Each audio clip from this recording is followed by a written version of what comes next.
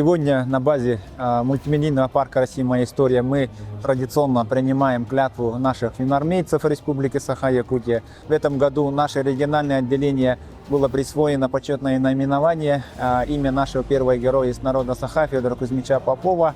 И, конечно же, мы гордимся и будем высоко, гордо нести знамя нашего регионального отделения. Сегодня юноармейцы города Якутска, это учащиеся образовательных организаций городского округа город Якутск, торжественно вступают в ряды юнармии. В нашем региональном отделении на сегодня числится более 17 тысяч юноармейцев и 292 юноармейских отряда. Задача юнармии, она простая, это воспитать здоровых, патриотически настроенных граждан Российской Федерации.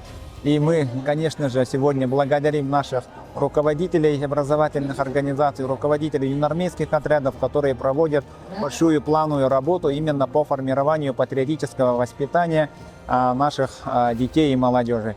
И в год 80-летия Победы по итогам года наше региональное отделение занимает третье место по Дальневосточному федеральному округу по всем позициям, по всем критериям, которые проводятся по линии Министерства обороны Российской Федерации.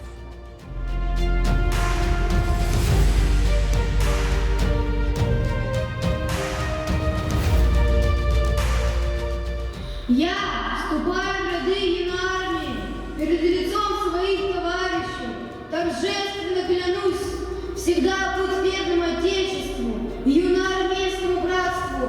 Клянусь соблюдать устав юноармии, быть честным юноармейцем, следовать традициям доблести, отваги и товарищеской взаимовыгоды.